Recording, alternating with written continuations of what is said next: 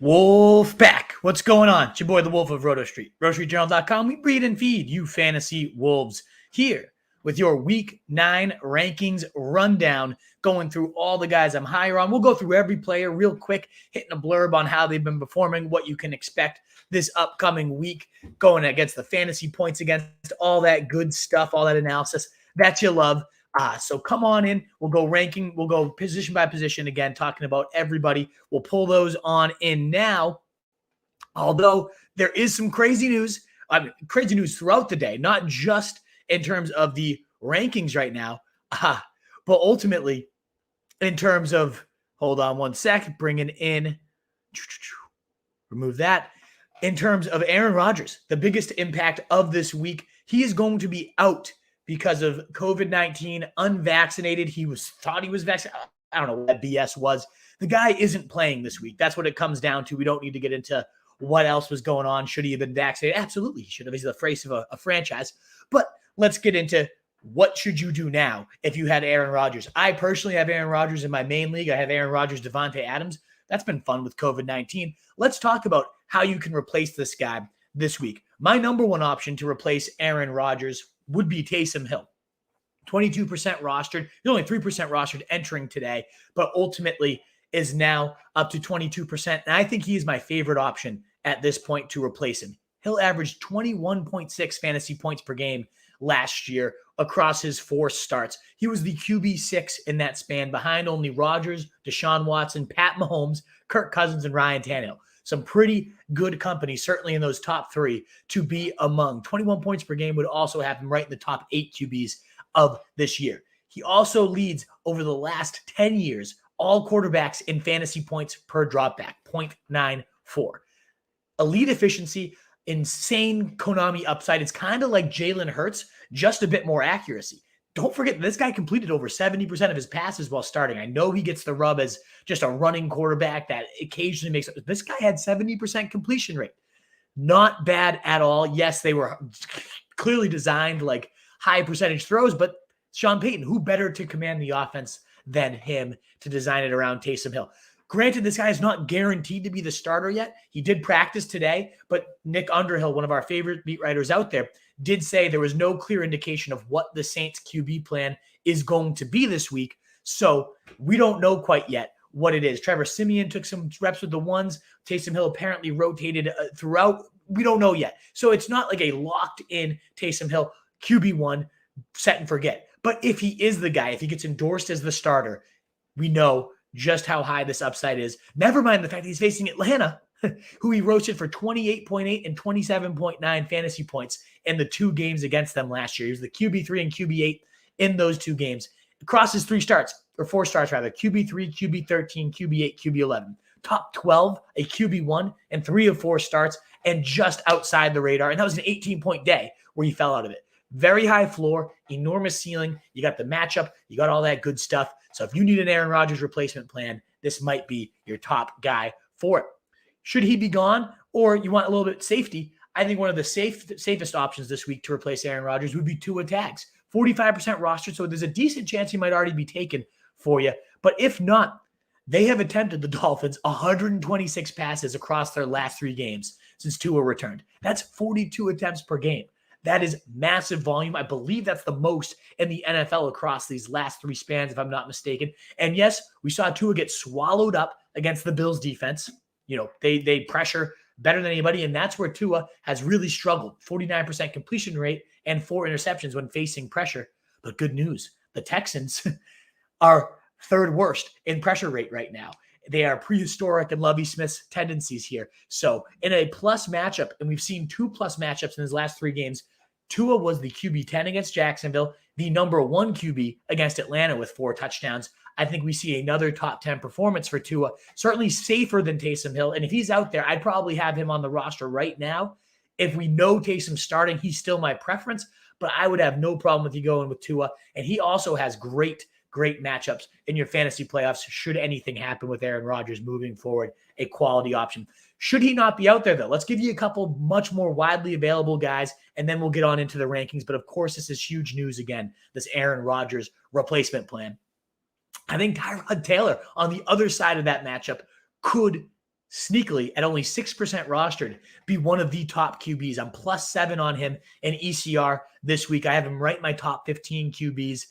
He had 24 fantasy points in week 1. He was on pace for 34 fantasy points in week 2. This offense was a glove-like fit for him with the Ravens. With the offensive coordinator, David Culley, coming from the Ravens. We also know Tyrod Taylor played under Greg Roman, who is obviously currently with the Ravens. They put in this like run-centric, but all over the place play action pass attack. And Tyrod's been thriving. He completed 70.5% of his throws, 416 yards and 3 touchdowns in a quarter and a half. Very solid stats there for Tyrod Taylor to start the year. 122.9 passer rating. More importantly, what we love about the guy for fantasy, rushing upside. He already had 56 rushing yards and a rushing touchdown on the season so far. And again, just a full game and a half. The guy has elite upside, really, truly. He was a QB 11 in week 1, was the QB 20 on just a half of action. And again, 34 points would have made him the QB 2 that week, should he have played it out at that insane efficiency that he was doing.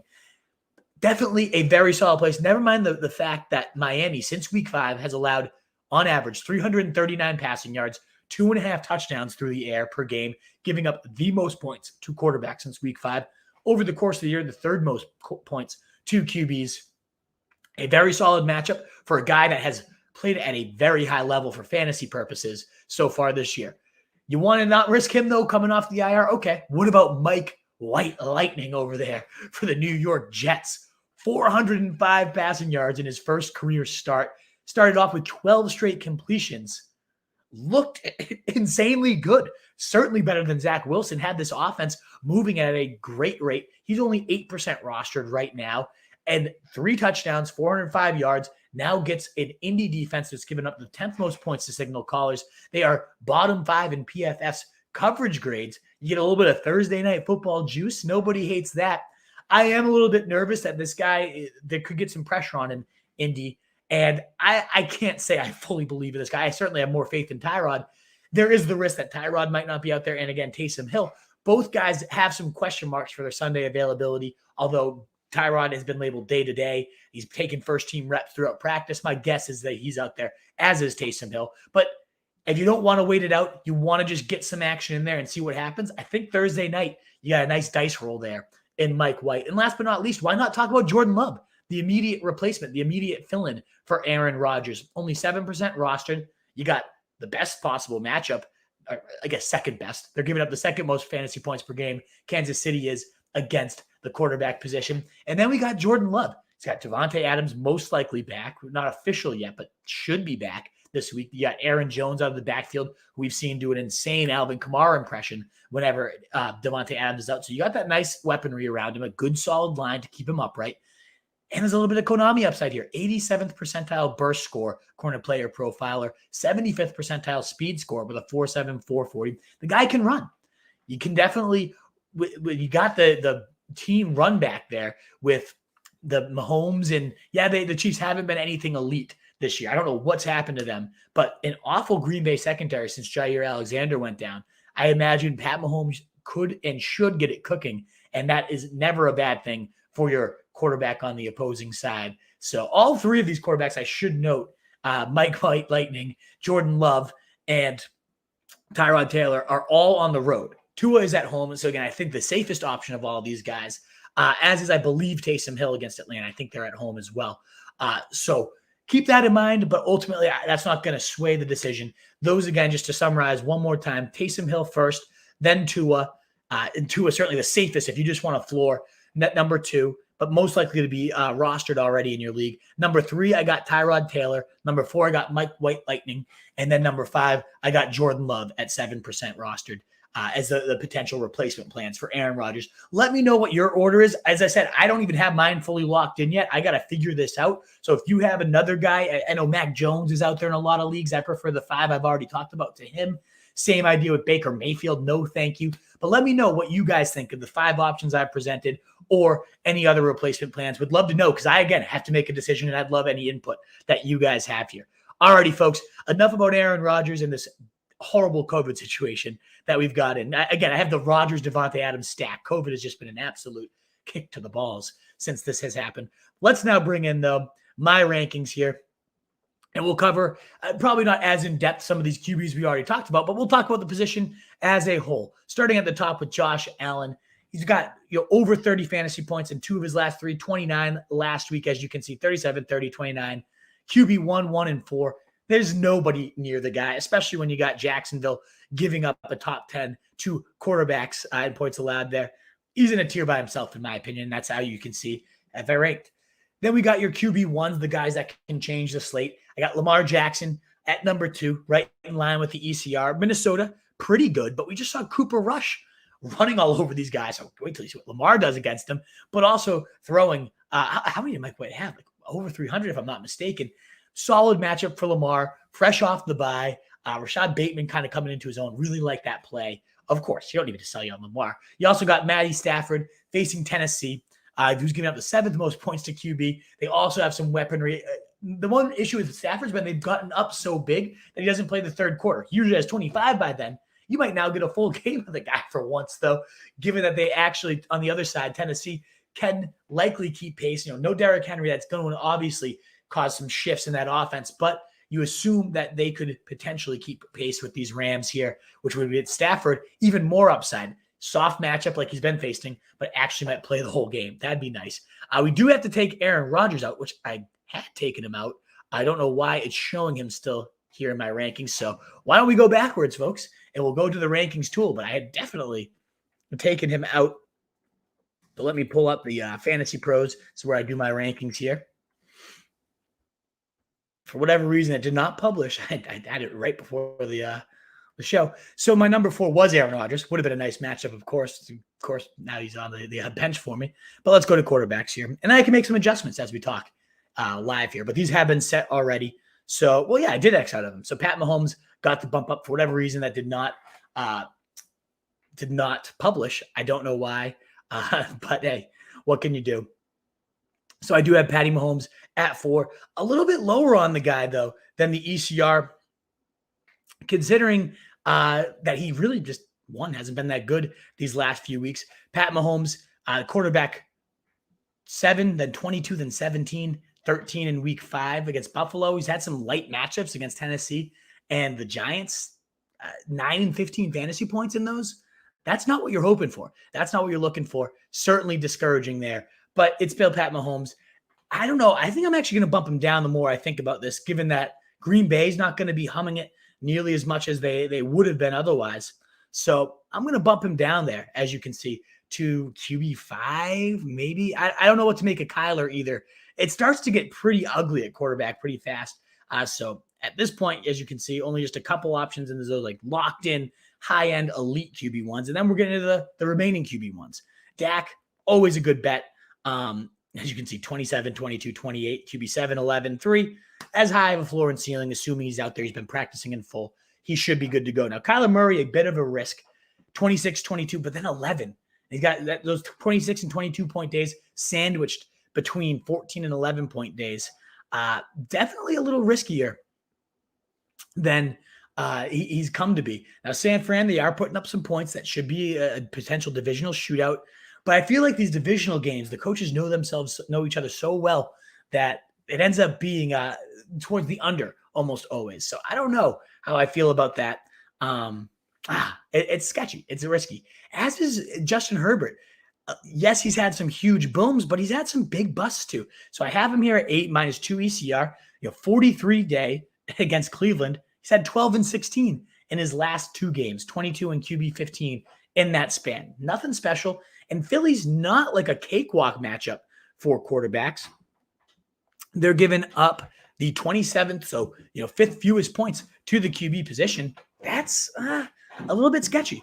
Herbert should be fine, and certainly with 4 teams on bye, as we should have said at the top: Detroit Lions, Seattle Seahawks, Bucks, and football team. I mean, there's only so many options to go around. So yeah, Herbert, top 8. But as you can see, minus 2 ECR. Not my lock smash play that many would assume. As you can see, though, much higher on Taysom Hill. We already talked about him at length at the top, but again, 21.5 points per game in his starts, the QB6 in that span, the most points across the last 10 years in fantasy points per drop back. Elite efficiency, great Konami upside. Not a lock to be playing and starting quite yet, but that seems to be trending the right way. And then Joe Burrow at QB10 and Jalen Hurts, or QB9 and QB10, kind of rounding these out here, as you can see. So I have Burrow a little bit lower. The Cleveland Browns have been very generous to signal callers, so I might be mistaken here by being three below ECR in here, certainly considering that he's had 20 or more in 5 straight weeks, 22, 20, 24, 28, 21.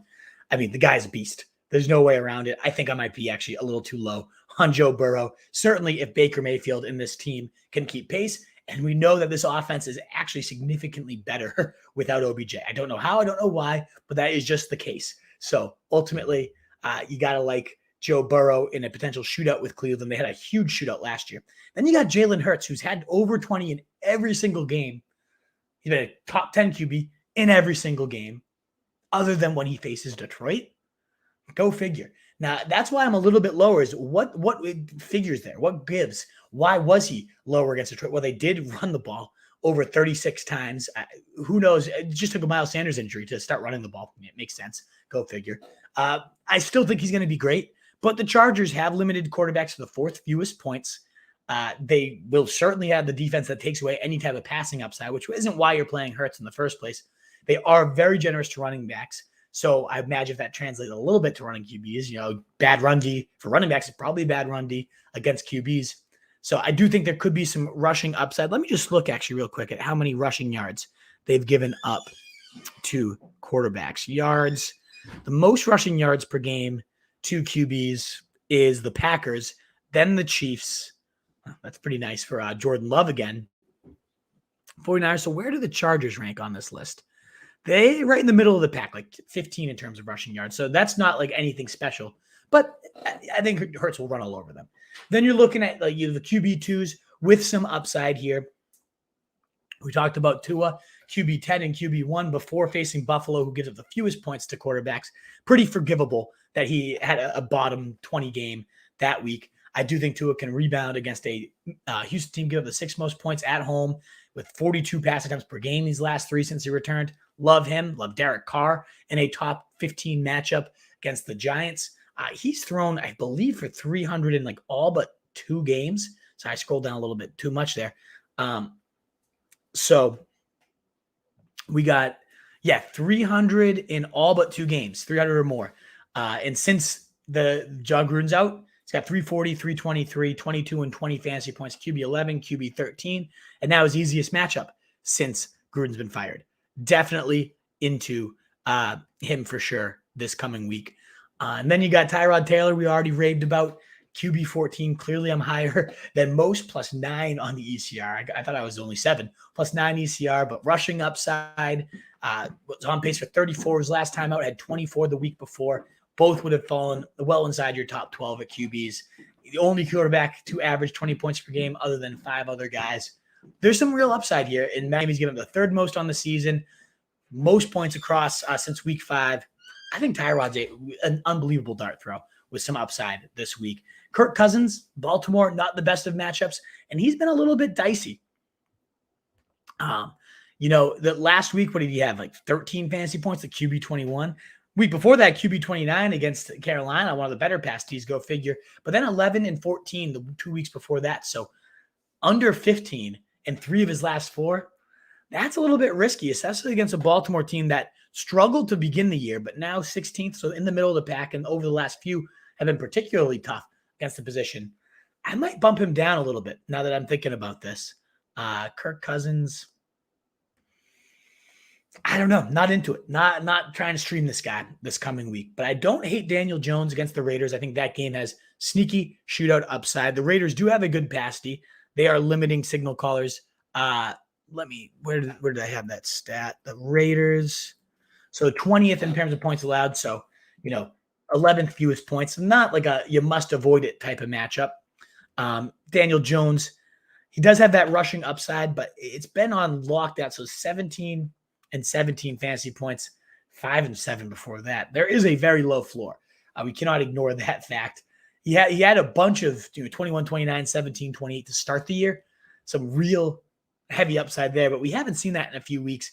Weaponry is kind of dinged up.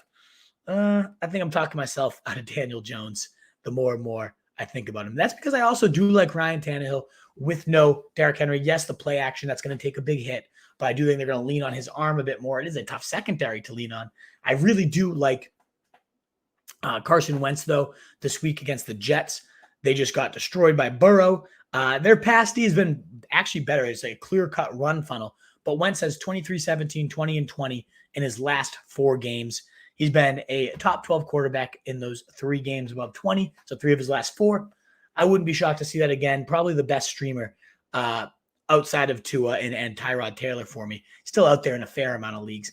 And then you're getting into, come on, like you really need these guys. I am going to bump up Mike White. I think even ahead of Teddy Bridgewater, despite the Cowboys giving up the 10th most points. And Indy is giving up right there in top 10 as well.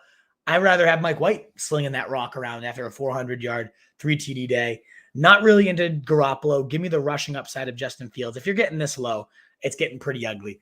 If none of these guys, again, Tyrod's likely there for you. Jordan Love likely there for you in a great matchup against Kansas City. He's giving up the 2nd most points to the position with some great weaponry for Love, with some Konami upside. Those guys, you don't need to look at these other ones. That's what you got to look at for your QB position. Let us move now to the running back position. Thanks again, guys, so much for being here. I haven't even already begged yet, but if you didn't already, give this a thumbs up, a like. That helps us get out to more people. Get your sit starts in. Looks like we have about 16 already. Love to see it. Keep that mailbag growing. We'll be with you guys in about, let's call it 30 more minutes. We'll get through the rest of these and then get to your questions. Week 9 quarterback rankings. Let's get on over there. Our running back rankings. So we got Jonathan Taylor at the top. The Jets, what a joke of an absolute match. I think that they're by far the most points allowed to running backs. It was Detroit kind of neck and neck with them for a little while. The Jets have pulled away since then. They're giving up well over 32 half PPR points per game, nearly 36 carries and catches per game, touches in total. Love Jonathan Taylor. Only a close second to Austin Eckler here in my rankings. And I'm surprisingly, +6 ECR with having Eckler at 2. I don't know why. I don't know how. In terms of points per game, he's right up there. I guess it's now up to +2, so not as drastically high above him, but 17, 27, 28, a 6-point dud before the bye, but then 18. So, there's a lot of upside here. And 18 was a tough matchup against the Pats. Now he gets the Eagles, who are giving up the 3rd most points to the running back position, 26 per game, 7.6 receptions per game. That is the 3rd most. That's obviously where Eckler has his bread buttered. I love Austin Eckler this week. Dalvin Cook certainly not too far behind, though. If they've any way to move the ball against Baltimore, it has been through the run, the 7th most points to running backs, giving up a decent amount of chunk yards to the position. Coming off a dud week, I do think Dalvin has a lot of upside to get these things rolling. Minaj Harris, my number 1 on the rest of the season big board. Chicago's defense is nothing to fear. They're more susceptible to receivers. They're giving up the 4th most to receivers, but still, their tackling is pretty damn atrocious. I think the Bears are a fine matchup here for Najja Harris, who's just averaging the most expected fantasy points per game because of his just absurd receiving usage. What did we get last week? Only 3 receptions and 3 targets, but 19, 7, 5, 7 the weeks before that. They just didn't need to run him as a receiver, but he did have 26 rush attempts. He's had 23, 24, and 26 across his last 3 games. Fucking insane. This is Le'Veon Bell all over again, but just younger and sprier at this point. So good quality matchup for Najee Harris. I'm +2 ECR, and I don't know how or why. He should be in everybody's top 5. Aaron Jones right below him. Kansas City, bad defense just in general. 14th most points allowed to running back, so not as good of a matchup. But Aaron Jones with no Aaron Rodgers should become the focal point of this pass attack. So big fan of him. Alvin Kamara, I'm a little bit lower on ECR, -4 when I have him here at 6. He's the 2nd in the rankings. Why? Well, Taysom Hill. He averaged 14 points per game with Taysom Hill, was like the running back, I think 20 in that. He was by far the running back 1 otherwise, where he averaged 28 points per game when Drew Brees was on the field last year. It was a drastic drop-off, 2.5 receptions per game with Taysom Hill compared to 7.5 receptions per game with Drew Brees. That's pretty drastic. So obviously you're starting Kamara. I'm not saying bench the guy, but just be ready for this guy to drop from like elite running back 1 to mid-range RB2 potentially. That's what happened last year. I don't know. I'm a little bit skeptical, a little bit nervous. Just grab my water bottle while I'm talking, so I'm going to need to hydrate at times during the show. This is a marathon of one when you talk about every player. Zeke Elliott against Denver. Not a great matchup. Denver is 21st in terms of points allowed, but it's Zeke. He's going to be fine as long as Dak's out there. High floor. I do think Nick Chubb could have a huge rebound week. Very into him, +1 ECR, so not quite as high in terms of like above the ECR, but I really think since he gave him the 12th most points, very easy to run on that team. I think Nick Chubb could have a field day. Just very disappointing, though, to see only 1 target last week. They insist at not using him as a receiver, despite how good he is at it. Joe Mixon, Cleveland's run D is allowing the 5th fewest, but just a workhorse in every sense of the word. He's got over 20 fantasy points in 2 of his last 3. Running back 5, 19, and 3 across his last 3 games. I mean, and one of those was a little bit of an injury, dinged up situation where he split the workload. You gotta love Joe Mixon. It's a tough matchup, but the guy's gonna get it done in a tough, hard-fought game. And -2 ECR on Darrell Henderson. But, I mean, there's nothing to be against him. It's just that I like a couple other guys that are ranked by the experts below him a little bit more. It's nothing against Darrell Henderson. Tennessee is significantly better against the run than they are the pass, but that doesn't mean they're good. 23rd against the run, whereas it's 7th most points allowed to QBs. Still, Henderson's having a field day. He's averaging the most expected touchdowns per game. Beast in every sense of the word. Eli Mitchell clocking in. So these are like your elite RB1s. Now we're getting into like high-end RB2s, acceptable RB1s in bye week misery here. If you have your RB1 on bye week, I can accept these guys. Certainly you can accept Eli Mitchell if he plays. Dealing with a rib injury so far this week, didn't practice today. My guess is just some maintenance after this guy has seen 81% of rush attempts across his 4 starts. Last week was his kind of Mona Lisa with over 130 rushing yards, a season high there. The RB4 in fantasy this week, RB5 the week before, 17 and 20. So he's had 16, 5, 17, and 20 in his 4 starts. But the rush attempts, again, 19, 17, 18, and 18, smaller back that they just love to use as a workhorse. It's too bad that he doesn't get the receiving volume at all. That all goes to Hasty. The guy can catch. I don't get it. They got to expel him sometimes, I guess. Arizona has been pretty good against running backs, 26th. So, 7th fewest points allowed to the position. But Eli Mitchell, he's crushing it. Any back, we've said this time and time again, that gets meaningful volume in a Kyle Shanahan zone scheme is going to be valid. Cordarrelle Patterson, RB7 in points per game. What else needs to be said? New Orleans, a very tough matchup, but with no Calvin Ridley, I think you're going to see more routes run in addition to the usual 12 to 15 carries we get. Still a great play. I do love Josh Jacobs, assuming he plays. Gets a Giants team that has surrendered the – let me look that up real quick. We saw Derek Gore running up there for 11th. Yeah, Frank Gore's grandson there. We've seen Josh Jacobs score a touchdown in all but 1 start. So in 4 or 5 games, he has at least 1 touchdown. 16, 6, 13, 14, 13. So ceiling, not all that high, but floor, extremely high, assuming that he makes it through the games. The latest is he did practice Wednesday with the chest injury after the bye. So solid. You got to expect him out there, and you can expect him to find the end zone against a bad Giants team at least once, if not twice. So +8 ECR. I imagine that balances out as people catch up to the fact that this guy's going to play this week. But as of right now, +8 ECR, not too shabby. Then you got Michael Carter coming off a game where he saw 29 opportunities, including an insane 14 targets. Absurdity.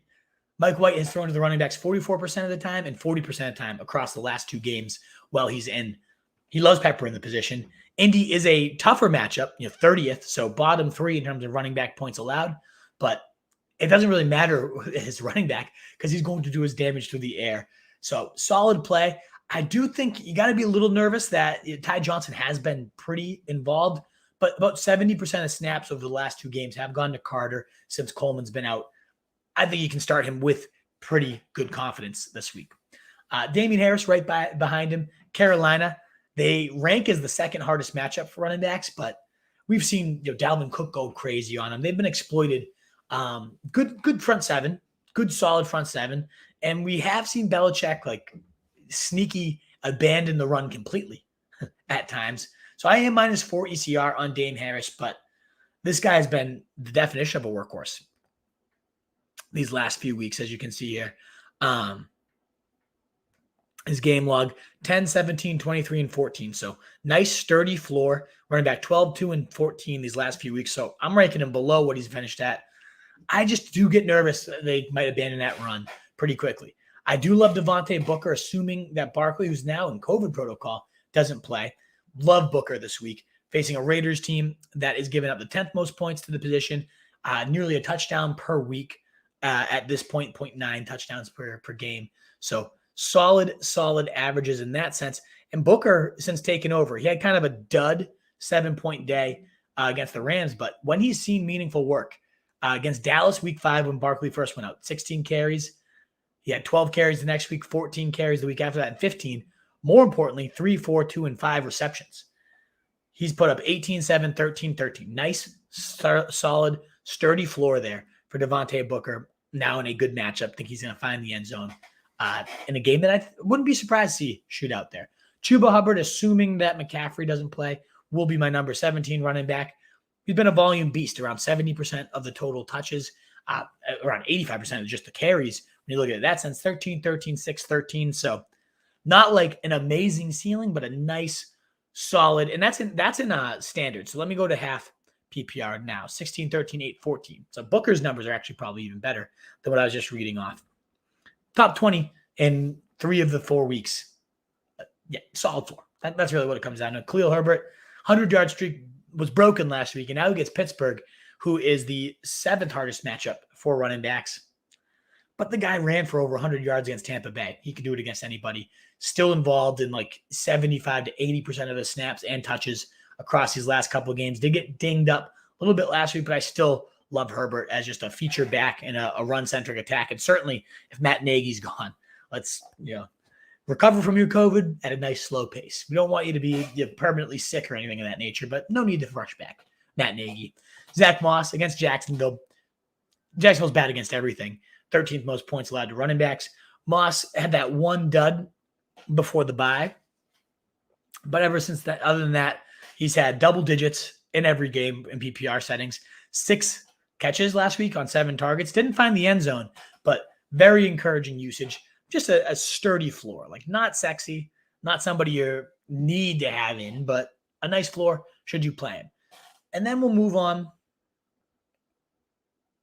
to now like your flex acceptable plays. If you have him at running back 2, you're probably hurting a little bit, but let's dive in. I think I do like Myles Gaskin a little bit more than what I have him ranked here.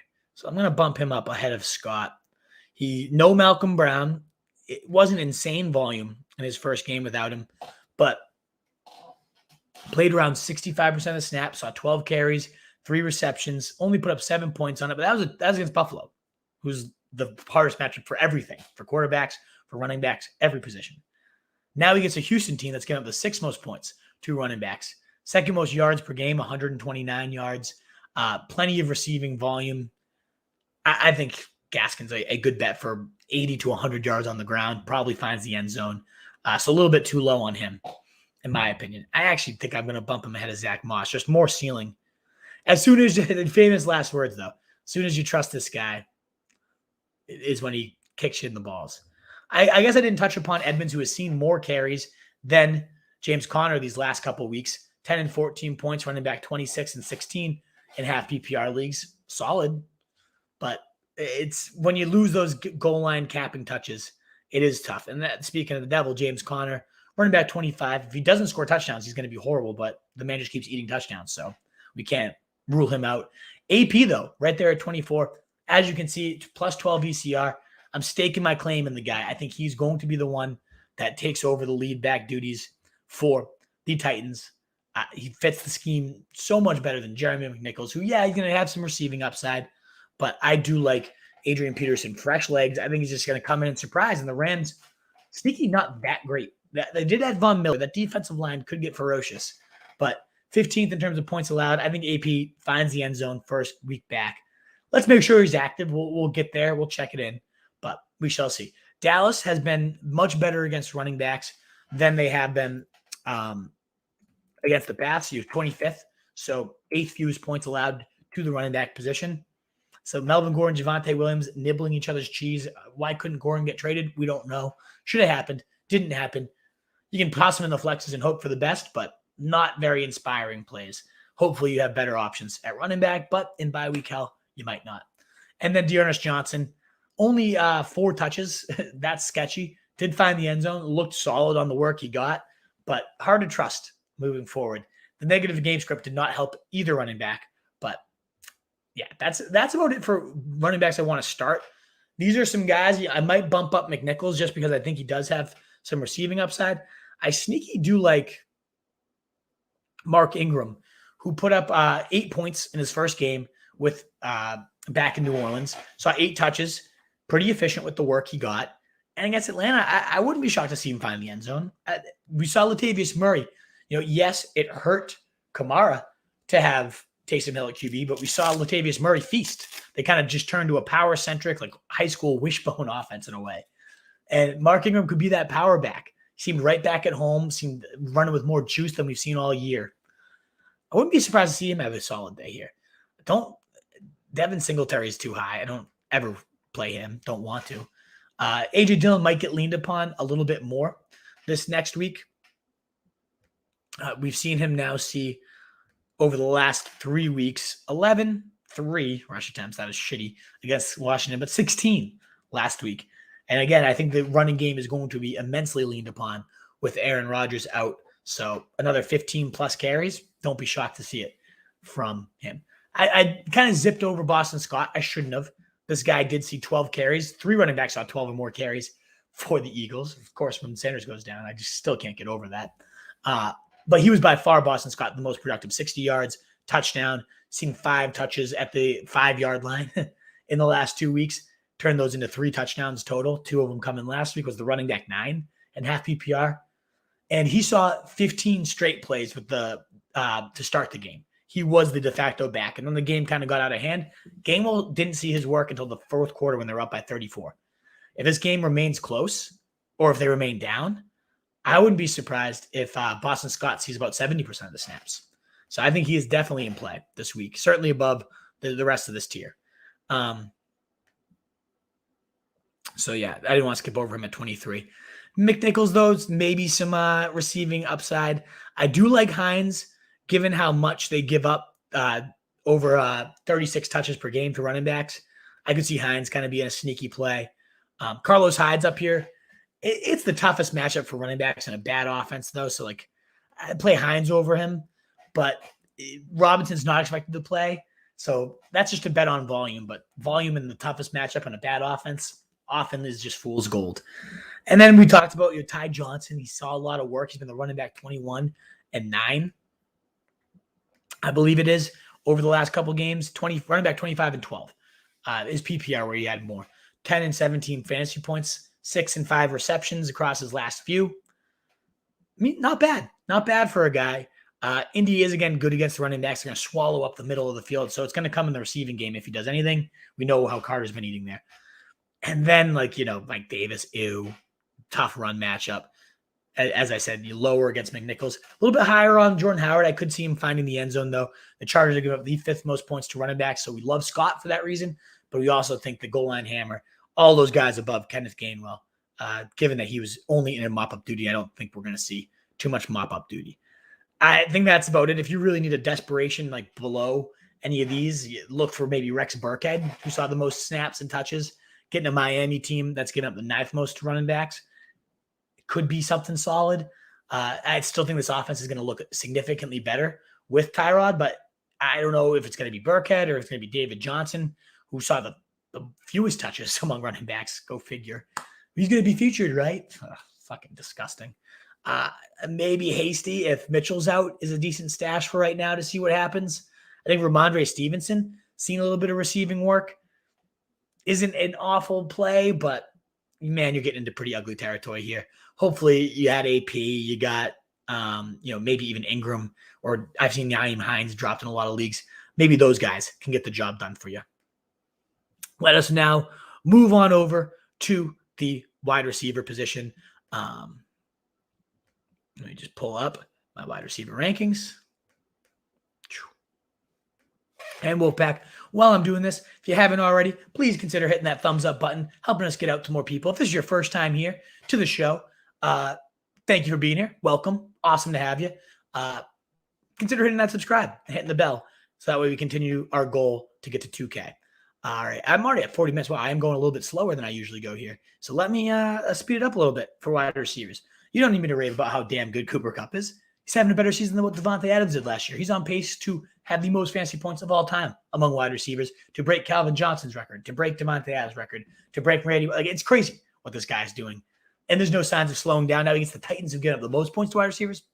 Forget about it. He's going to kill it again this week. Devonta Adams, Kansas City, great receiver, great matchup. I don't care about the quarterback. He's going to force feed him. It's going to be delicious. Tyreek Hill, similar idea. Great receiver, great matchup. No Jair Alexander. Love him.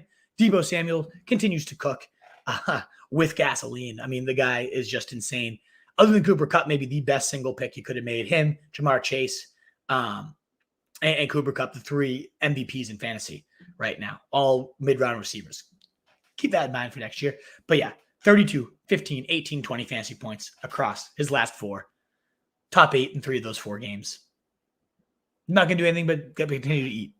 Arizona is a decent defense, for sure. One of the more surprising developments, but much tougher against running backs. So your second fewest points, 17th in terms of points allowed to receivers. So right in the middle of the pack there. Jamar Chase, monster. What else needs to be said there? Huge, big play threat. Should have no problem. There's nobody on Cleveland that could run with this guy. Nobody. He's going to eat. Even above Stephon Diggs for me at this point. Jacksonville, awful. Ninth most points allowed to receivers. Diggs probably will get 16 a touchdown, but they're spreading that ball out more this year now that they have Sanders and some more weaponry. Maybe Dawson Knox is back this week. A little bit down on him. Do love me some A.J. Brown, but a little nervous about the Ramsey treatment.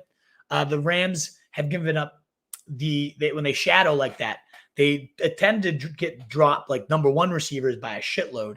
And then the number 2, they're like third most allowed. So maybe he can avoid the coverage, move them all over the place, but I doubt it. Still, he's too good at this point, the way he's been cooking these last 2 weeks. 23, 27, wide receiver, 4-1 across his last ones. And maybe he just becomes the focal point of this offense, like a Devonta Adams force feed me, Cooper Kupp style weapon for the Titans.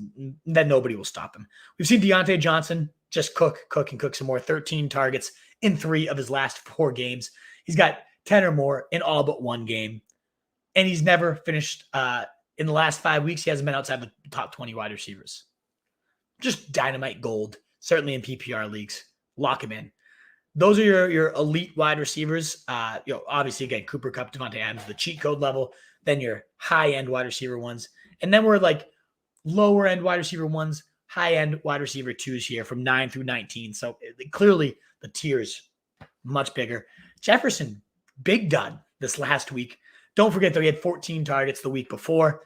He's seen 22, 17, 16, 10, and then 3. So a couple duds in a row, even with 14 targets. Didn't do a whole ton. Part of that was a fumble, though, with the negative points. I think he can rebound pretty big against Baltimore, even though they're giving up the 10th fewest points to the position. I think CeeDee Lamb, solid day even without Dak. Should be right back up there with Dak back. Huge value every single week. DeAndre Hopkins, San Fran, nobody can really run with him. They are pretty good against wide receivers so far, but as long as he's healthy, that's kind of been the rub with Hopkins. He goes in and then kind of gets dinged up. He had 2 for 66 last week. Before that, though, 18, 19, and 15. I still think nuke. Yeah, even though the volume 9-4-9 hasn't seen above 80 receiving yard. He's hit 87 season high. He hasn't even had a 100-yard receiving game yet, but he's still so damn consistent in the red zone and just the number 1 weapon in one of the league's most dangerous attacks. He's going to be good. Keenan Allen seems like he's starting to get it going again on this year. It's taken a little bit of time for Keenan Allen to get it going.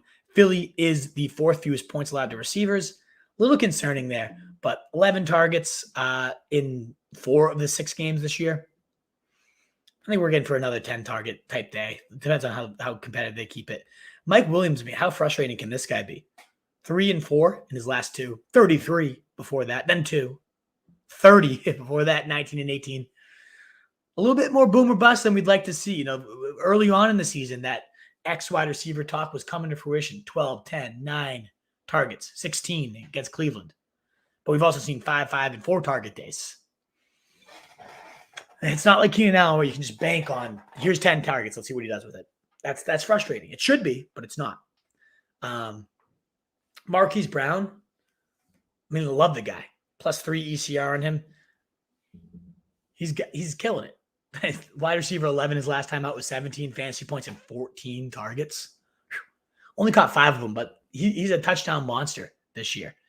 I think he's third in terms of receiving touchdowns on the year. 16, 20, 7, 17, 29, 6, and 17.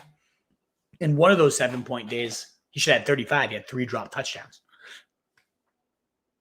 I think he could absolutely feast on a Vikings defense that is giving up the 6th most points to wide receiver, particularly susceptible. We just saw Cooper Rush torch these guys. I think Marquise Brown could have himself an absolute day. Pittman, just a dominant alpha at wide receiver 15 here, which has me right in line with the ECR. That's where he's ranked.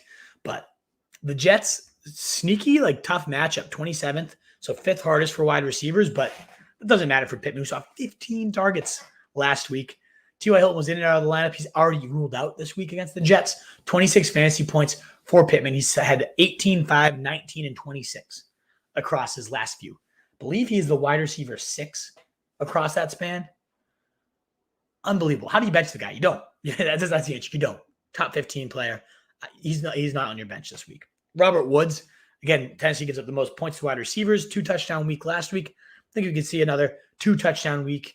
I get that, he seems like he's a bust because Cooper Kupp has just been that much damn more impressive so far this year. And it's most of us took Woods over Cooper Kupp, so it seems like he's a bust. But he's only had 1 game that's been below 10. He's been okay. Been a top 10 receiver in 2 of the last 4. 21-10, 12-19. He's been okay. Now he gets a great matchup against Tennessee. Should be fine, in my opinion. Patterson, Thielen, it's all solid. I really love Brandon Cooks, especially if Tyrod's back. We raved about how high we are on him this week at QB 20. So now we're kind of moving down into this was the elite wide receiver 2s. Now we're in mid-range wide receiver 2 range. And yeah, DJ Moore doesn't seem like he should belong there. I'm -10 ECR on him. He's ranked as the wide receiver 11. Let me tell you his wide receiver finishes the last few weeks. 58, 38, 26, and 44. Maybe Darnold being out would be a positive for him. But how are we ranking this guy in our top 12 every single week? Yes, he started significantly scorching, but this has been trash. Sanders, despite the goose egg, I think can absolutely go off against Jacksonville. 0 last week, but before that had not had fewer than 13, had 20 in 2 of those 4 games.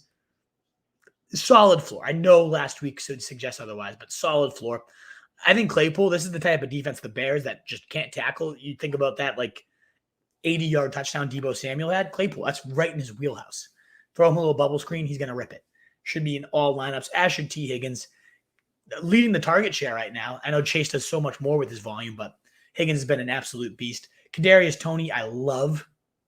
That should be no surprise to anybody watching this show, but I have him +7 ECR here. No Shepard. He's going to be peppered. Moved into the slot. That's where he does his best damage. He had a 189-yard game the last time he was a full-time slot player. See ya.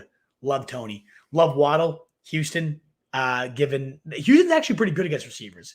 I think that's because you can just run the ball all over them. But they have given up. Where are they now? They've climbed to 13th most points allowed. Actually, they've not as good as they were. They were in the bottom 10. They've week after week continued to climb. They don't have anyone good. I guess teams are now starting to throw at him more. And Waddle, has not been all that efficient. But 13, 8, and 12 targets since Tua returned. That's something. That'll get the job done for you. Yeah, 5 points last week. That doesn't get the job done. But 12 targets, he'll do more with that moving forward, certainly against a Houston defense. I'm worried about Sutton and Judy. I'm worried about this. Is there enough volume in a Teddy Bridgewater Denver attack? Didn't look like it last week. 4 targets was the high. Tim Patrick led the team in receiving with 60 receiving yards. It was gross. Dallas is a pretty good matchup, 7th most points allowed, but I'm nervous. I wouldn't even hate playing Parker, who's still out there in over half of leagues right now. He's seen 7 or more targets in every game. He averages 8.5 targets, walks right into 8 catches, 85 yards.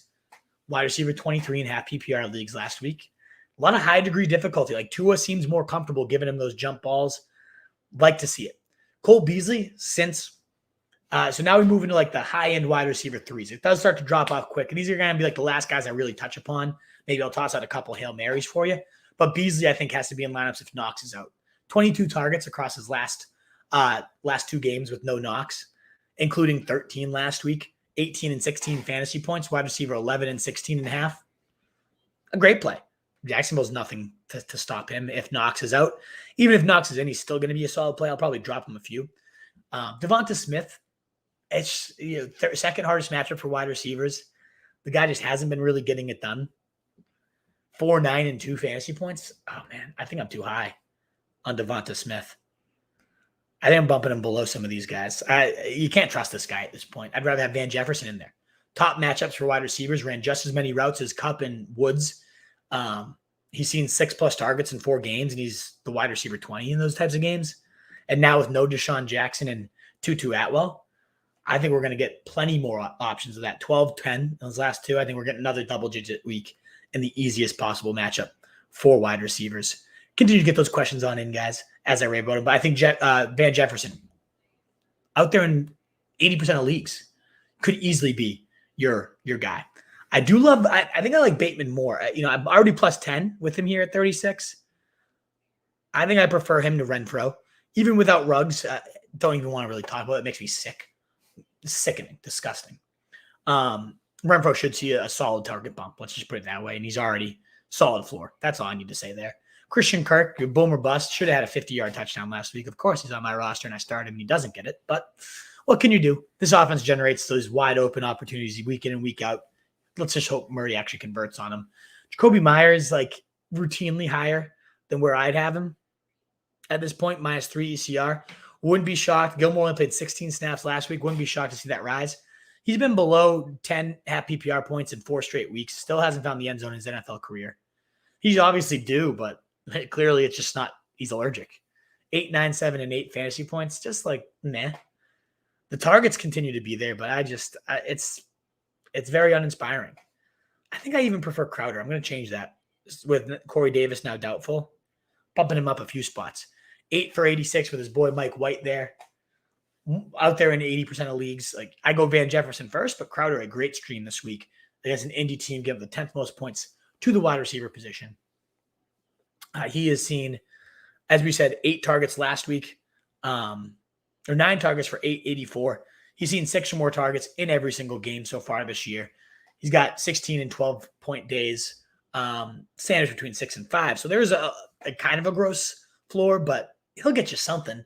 And I think he's going to go for double digits with Mike White, the great passer, at the helm. Cobb, now that Jordan loves the guy, I think this is a little bit too high for Cobb. Certainly with Adams back, I'm just going to kind of bump him down a few spots. I don't like Tyler Boyd. I'm going to move him down a tier. I do want to point out, though, Jamal Agnew. Against Buffalo, I don't know if I love him. I certainly don't like Marvin Jones. They don't give up any big plays, but Agnew did lead the team in receiving 12 targets the last week. And they say he's their best separator. He's our number 1 guy. Lawrence talking about how I trust him more than anybody right now. Like, Agnew's sneaky out there in 90% of leagues, and more than 90% right now. I think he's going to end up being like the waiver wire pickup of the week. Get ahead. Get him on your bench at least. In terms of like plays from this group, I mean, Odell Beckham not even playing anywhere.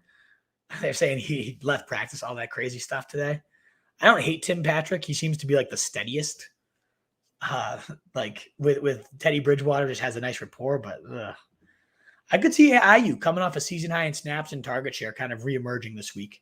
But hopefully you don't have to dip this low, given that Van Jefferson, Cole Beasley still out there in 40% of leagues, Crowder. There's some options that you probably can save yourself from dipping down here, is how I look at that. Alrighty, folks, we will rip through tight ends. I don't even know that I'll cover defenses and kickers tonight. I'll do it as like in 2 minutes or less type of thing, because we do have 29 questions. Let's get that on up. Let's get that to 40 questions at least, folks. But we'll rip through these tight ends really quickly and then continue on our merry way. Travis Kelsey, what's going on with this guy? This is breaking my back. I love the guy. He's been the number one tight end in fantasy, but 3 points last week. Tight end 25, 6, 5, 8, and 32. I mean, he was 1, 2, and 3, I think, every single week but 2 last year. This is getting a little ugly. Granted, he did have 15, 14, and 10 in the 3 weeks before last week, but 3? Good thing Green Bay's defense is a pretty solid matchup for the guy coming up. He's still your number one in a tier by himself, but I do think Darren Waller, who's back to full health, one of the ultimate buy lows, in my opinion, in fantasy football. Giants, fine matchup, middle of the pack. They are giving up. Where are the Giants on here? 18th most. So, yeah, middle of the pack. Waller, I really do think is one of the best buy lows in fantasy. Higher on Gesicki than the ECR this week, 3, +3 ECR. He gets a Houston team that has been getting demolished by the tight end position. 4th most points, but particularly in terms of TDs, they are just getting smoked by tight ends. I think Gesicki is going to absolutely feast against this team. Not really. It's a matchup. The player has been unbelievable. He's been a top. Let me just pull it up real quick, just because I know last week was uninspiring, but 14, 14, 6, 16, 18, 8. Top 10 in 5 of those 6 weeks. Top 7 in 4 of those 6. Top 5 and over half. Pretty damn good for Mike Gesicki. 3 out of 5 games he's been top 5 and top 10 in 4. I mean, great. Good stuff there. Even above Mark Andrews, that's a little bit of a risk, but Minnesota, it's not that they're great, but 7 fewest points allowed to tight ends. Andrews is matchup proof. In fact, he's leading the position in points per game, but I just love Gesicki's matchup, and I love Darren Waller and Travis Kelsey. That's really what it comes down to. It's not that I'm low on Andrews. I think he's still going to be fine. But Kyle Pitts right below him. I'm a little bit nervous without Ridley that Pitts might just get taken out as defenders focus on him. We had 22 and 20-point days. Looked like this was going to be the breakout monster tight end, and then 2 against Carolina.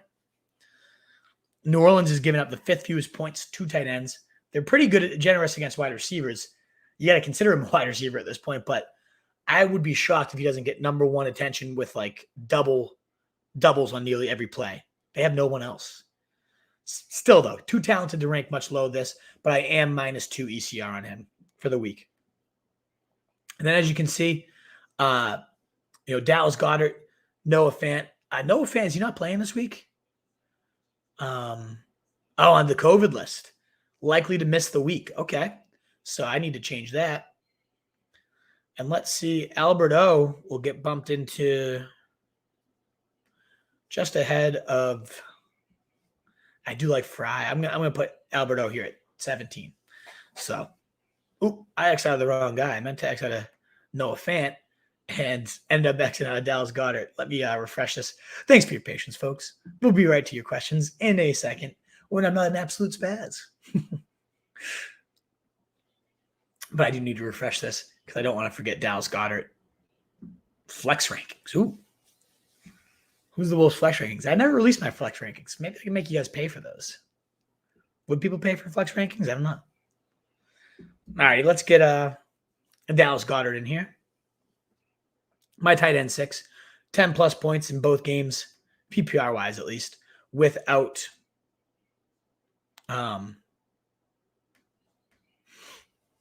Zach Ertz there. Blanked for a second. Dalton Schultz, when Dak plays, I mean, there's nothing else to really say. The guy, Gallup being back could eat into this, but in the games with Dak, 23, 15, 11, 10 in his 4 last games with Dak. Tight end for all those games. 7, 8, 8, 8, 6 targets. I mean, beautiful. Beautiful stuff. So number 7 tight end as long as Dak's out there. If he's not, we'll have to readjust. Henry, touchdown in 4 to 5 weeks. Gets Carolina, pretty good team against everything, but I think he'll be fine. A good tight end or touchdown or bust option. Tennessee, sneaky good against tight ends, 7th fewest points. Higbee, not the most consistent guy. He's seeing almost all the snaps, though. But 6, 8, 6, 7, 4, pretty ugly numbers for Higbee. I don't know. Maybe I'm a little too high on him. But then you got like Ertz. I don't know. It drops off so fast, as you can see. Cook gets a Philly team that's giving up the 5th most points to tight ends. Solid. On note of Goddard, too. 3rd most points allowed. 2 tight ends for Dallas. Conklin gets the most points allowed with Baltimore, just getting hemorrhaged by tight ends. 50-yard day.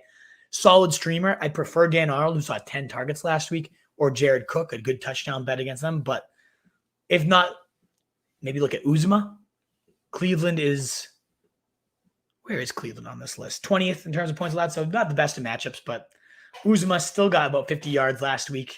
So there's like a little floor baked into the huge tight end 1 and 2 of his last 6 weeks. That's solid upside. We're seeing Freiermuth season high in snaps and targets these last couple. He's playing even better. That highlight play tight end. So you're looking at your streamers here, and I'd say the last guy I want to highlight is Alberto. He's out there in every league. No Noah Fant.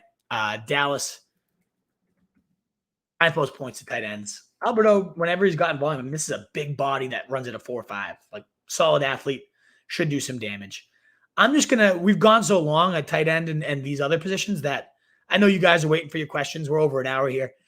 If you want your defensive rankings, you can check them out really quickly. But, Buffalo, I think Pittsburgh, I just want to highlight, they're still out there in a lot of leagues. They're facing Chicago, great matchup. They're going to sack them all day, and then they get Detroit next week. Beautiful. Once you get past these top 7, like Miami's really the only Hail Mary punt out there. I do see Carolina out there in a lot of leagues. This is a Patriots team getting better and better by the week, but I don't know. I'm not even going to go through kickers. Let me just stop there. You can check out my kicker rankings at rotostreetjournal.com. We breed and feed fantasy wolves. Let us now get into what you guys are still here for. Great to see that we've got that mailbag. Let us now get on into your mailbag. I know that took a little while. Again, about 10 minutes at the beginning for your Aaron Rodgers replacement plan. If that's what you were here for, rewind it, start that over. I'll give you 5 great options there. What up, Denny? Great to see you. Whom should I play? Boston Scott, Jacoby Myers, or Crowder? I like Boston Scott. 5th most points allowed in terms of Chargers, and this is their goal line back. I like him. What up, Giuseppe? Great to see you, brother. Picked up Tua. You have Rodgers. I think he's my number 2 replacement. Taysom Hill, the only guy I have above him, but Tua is even more safe. So I like that as a replacement plan for sure. I have Rodgers too, so I feel your pain. Troy Cohen, start Love or Mike White? Got to fill in for Brady. Ooh. So you're telling me Taysom Hill's gone, Tua's gone, and Tyrod Taylor's gone? Because I have all those guys above either Love or White myself. So let me know if all those guys are gone. If it's one or the other, I'm going to go Mike White. I'm going to go Jordan Love in the matchup in the rushing upside. Wolf, Mick Nichols, Agnew, or Julio for the flex, Matt Feeney. Ooh, tough. This is gross, Matt. I don't really want to trust Mick Nichols yet. I want to see what happens. He might catch 15 balls and make me regret that, but I'd rather wait that out. Both Agnew and Julio in tough matchups. I'll go for Julio there. Just Julio. It's a better player. They might need to throw more. Jeff Lee, what up, my man? Great to see you. Happy week 9 to you. Absolutely. Happy week 9, brother. Got to bench one. Tony, Mikey Will, Devontae Parker, or Judy for Troy Cohen. I would bench, I think, Judy. I want to see this Denver team kind of start to find its groove as a passing offense. With only 4 targets last week, I want to see him find his groove. I have him the lowest of those guys, Troy. Worst fantasy week already. Lost Fant, Tunyon, Henry, Rodgers, Barkley, Ridley. Wow, tough. Yeah, you got to hate cut. Yeah, hate cut Mahomes. I would hold off on that. Certainly if it's cathartic and this is just a dead season for you, maybe you just do it. No, don't do that. He'll get it together, or at least trade him for some value, Mike. But yeah, sorry you got the fantasy blues, brother. Like, this sucks. I don't know what to tell you. You're such a loyal viewer. I mean, I wish we had some magic wand to wave and help you out. I don't know if we're getting the sit stars wrong, if it's a bad combination of luck, like what it might be, Mike. We love that you still show up, though. We really appreciate it, man. Where would you rank Daniel Jones? I had him, at QB 15, but only 17, 17 and 17 in back-to-back games. It's okay. But he had 5 and 7 the weeks before that, so a pretty low floor. I'd have him below. I have him at QB 16 below guys that are widely available, like Carson Wentz, like Tyrod Taylor, like Tua. I'd have all those guys above Daniel Jones, Mitch. Wolf, half PPR, acquired Boston Scott, Mick Nichols, and Samaje. Please pick 2. Oh, God. I'd like to only start one of these guys, but if I have to play 2, I'm going to bench Samaje P. Ryan. I don't know that there's any other, AP's probably gone at this point. If he's out there, I prefer him to all these guys except Boston Scott. Scott's my locked-in option. In terms of anyone else that might be out there, his Hines dropped. Carlos Hyde's going to get some volume.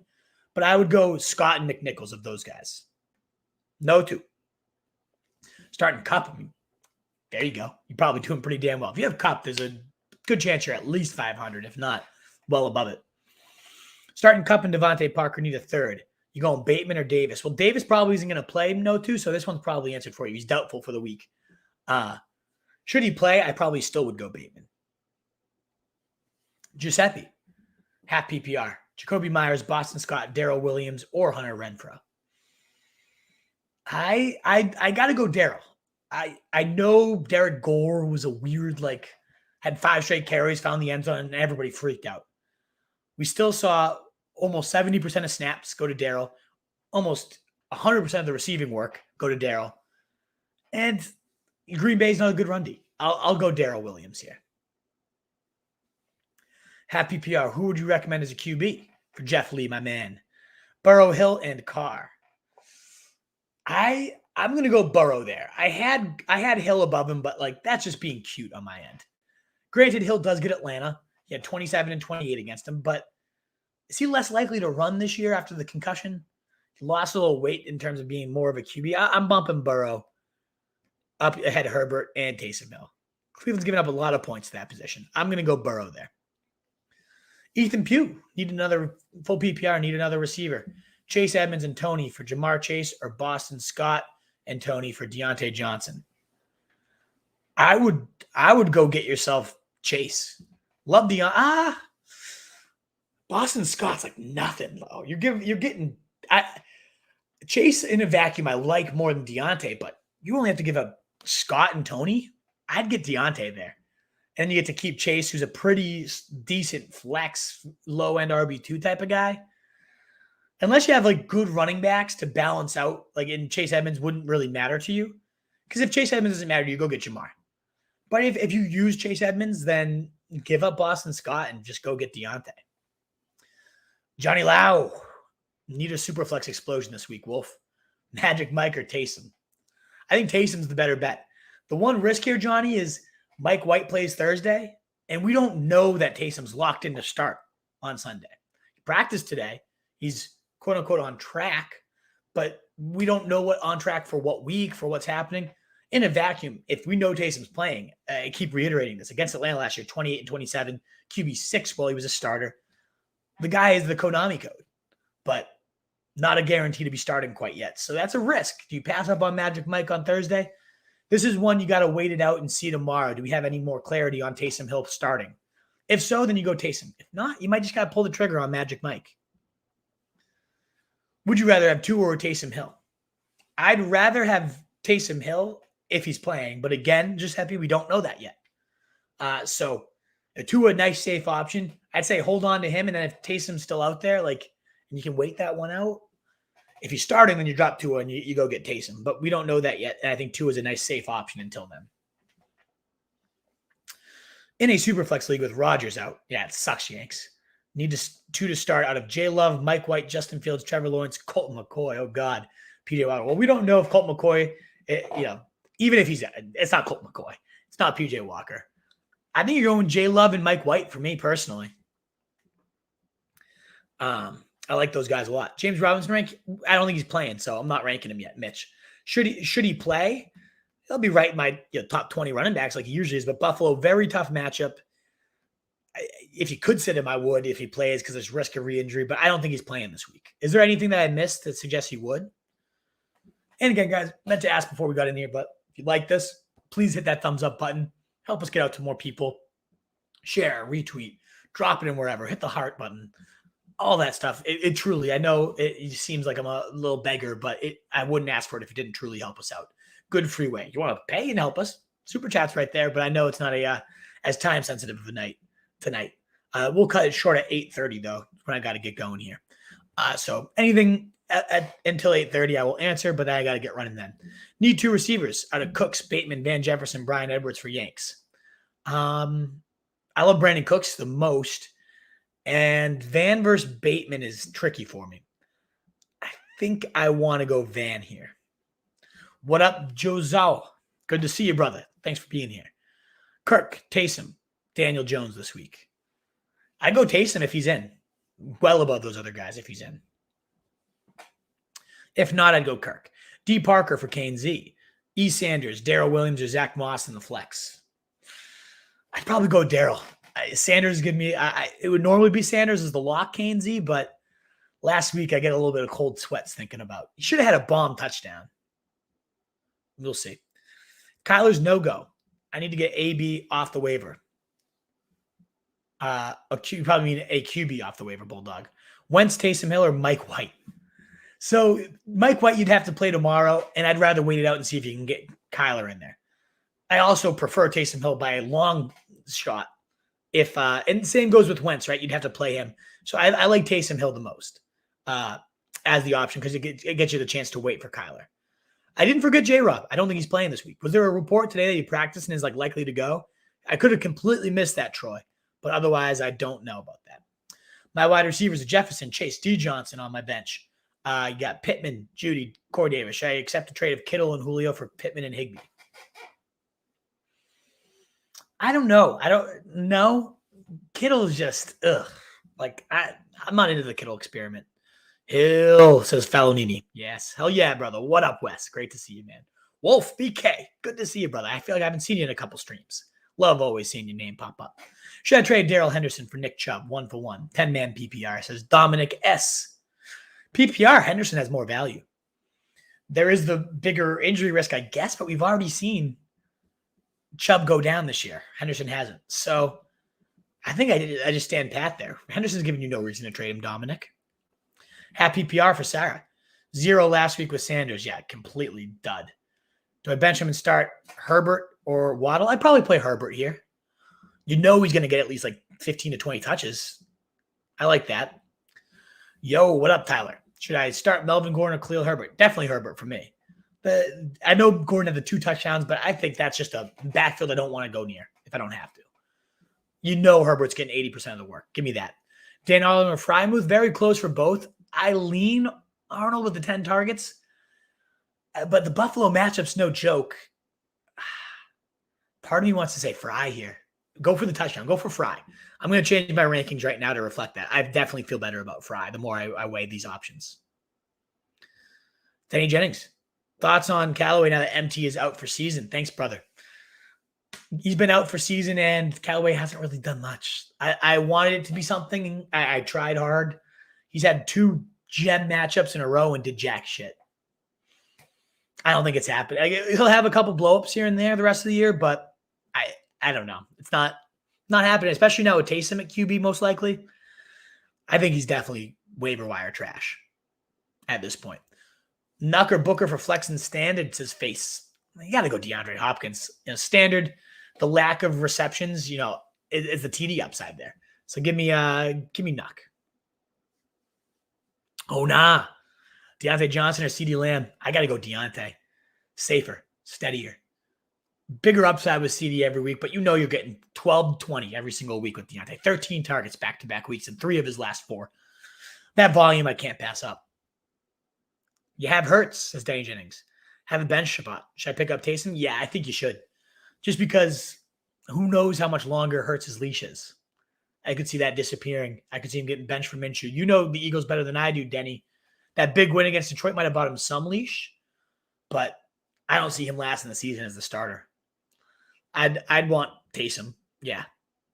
I'd even probably play Taysom this week against Atlanta over Hurts. Ayuk, Gallup, or D. Booker in the flex. Oh, got to be D. Booker too, and as long as he's out there. The other 2 receivers, no guarantee to any of those 2. Booker guaranteed 13 to 15 touches and 13 to 15 points. Lock it on in. Troy, I love Michael Carter rest of the season, but I think I got to go. Oh, yeah, you got to go Mitchell. I have him 11. I have Carter at 14. The risk there is Mitchell did not practice today. If he sits, that would really suck because you got Michael Carter going this week on week on Thursday Night Football. So that sucks if you pass that up and then Mitchell doesn't play for you. But if you knew Mitchell was playing, this is something to find out tomorrow. And we'll be live 7 p.m. Eastern time for all your pre-kickoff questions. But as of right now, I would definitely go Mitchell over Carter. Tannehill, Fields, Magic, Mike, pick 2. I'd bench Fields out of those ones. Tough matchup for the guy. I think Steelers are going to swallow him up. And Nagy's probably back. Carson Wentz or Tua for Ona. I'm going Tua. Love the Houston matchup. 6 most points allowed. 42 pass attempts per game since he came back as a starter. That volume against Houston, field day. Texas Hustler, Sanders, Renfro, D. Smith, receiver, Metcalf, and McLaurin. So you're starting Metcalf and McLaurin, I'm guessing, and then you're guessing which 3. I'd go Sanders. I know the goose egg there, but I'd get there. Need one of Sanders, yeah. So I would go. McLaurin, Metcalf have buys. There we go. Now we got the question out here, Texas Hustler. You spelled McLaurin 3 different ways. I love it. You're welcome. Thanks, boss. Always give that knowledge. Thanks for being here. Thanks for taking in the knowledge, Texas Hustler. I love having you guys here. I would go Sanders over the other guys, though. Don't trust D. Smith. He has been trashed these last few weeks, and now he gets a hard matchup. Renfro, the safest floor, but I love the Sanders blow-up upside against Jacksonville. Someone dropped Booker. How much fab? Yeah, like you said, it's a 1-week rental, and maybe not even this week. Like, there's a chance Saquon's back. So I wouldn't go crazy. If we know Saquon's ruled out and you need the rental, $10. But as you said, it's a 1-week thing, so I wouldn't go nuts. Herbert or D. Williams, Chiefs at flex. I prefer Herbert just a little slightly there, Texas Hustler. I have Deontay and Mike Williams at receiver and Pittman Jr. at flex. Oh, I love it. Should I start Amari over any of them? I love Amari, especially after last week, but no, I prefer all 3 of those guys. You could consider Amari over Mike Williams. I think you definitely play Pittman. What I would say is, though, put Pittman at wide receiver and move one of the other guys. Deontay's locked in. Pittman locked in at wide receiver. Put Mike Willie in the flex. So that way, just in case something happens, you have a little bit more flexibility to fill that. You never want to put a Thursday night guy in your flex. Pittman's or Woods rest of the season for Shia. I think it's Pittman. Love me some Woods as a player, but Pittman, the targets and the points, I mean, they've just been insane, Shia.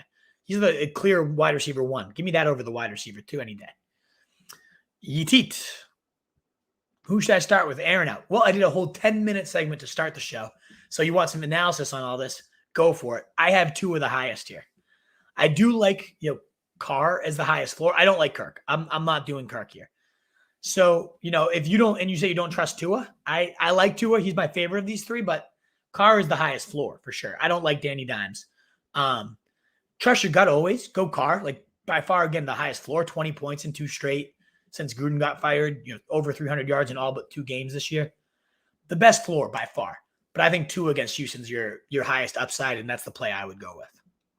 Say a prayer for me that I land AP. Prayers up, Denny. Thanks as always, Wolf. Good luck. I hope you get him. I love AP as this week's top waiver wire priority. We can't sit here and pretend like it's Derrick Henry walking in, though. This is a 36-year-old. Could be dust completely. But I think the system, 28.7 running back carries a week, 260 lead the NFL, 13 touchdowns a second, over 1,100 yards a second, rushing yards on the ground. It's a huge ground pie, and I think Adrian Peterson is the most seamless fit compared to Mick Nichols. Got aggressive this week, says Gary. You made 3 trades. Got Cook, Andrews, and Fournette and B. Cooks. I love it. Okay. I mean, you got studs. So Mahomes, Taylor, D. Cook, A.J. Brown, B. Cook. Oh, man. Gary, come on. Trying to get me all horned up before I leave. You did a good job. Thank you. Thanks for the free Viagra, Gary. Awesome roster. Well done. I don't know what you gave up to get those guys, but you got aggressive and you got yourself a fucking stacked roster. Love to see it. That's a title team right there. Awesome stuff. Wolfpack, thanks again so much for being here, asking your questions, interacting. On your way out, if you didn't hit the thumbs up button, please consider doing that for us. If you haven't subbed already, keep helping us get up every week, 10, 20 more, or every day rather. Love to see it. Let's get to that 2,000 goal by the end of the season. We might even hit that in a few weeks. It would be awesome. We don't want to jinx it, but our goal was to get to 2K subs by the end of the year. Would love if you guys continue to help us grow. Share us out with people that you might not be competing with. Thanks again so much for being here. You can check out these rankings at rotostreetjournal.com. We breed and feed you fantasy wolves. We have the iOS app, cleanest form of the rankings, and your stock watch and all our good news there. The best content in the game. And you can find this pod at the Fantasy Fullback Dive if you prefer that to being here at the live stream at all. Awesome, guys. Well, thanks again so much. You got to get them both in there. Godwin's not playing, though, this week. So just keep that in mind. You're not going to play Goddard on his bye. You're the man, Johnny Lau. You guys are the best. Thanks again so much for being here, for all your support. We will see you tomorrow with The Truth Live at 7 p.m. Eastern time for your Thursday Night Football kickoff, baby. Let's get it this week, Wolfpack. In a world full of fancy sheep, be the wolf. Later, guys.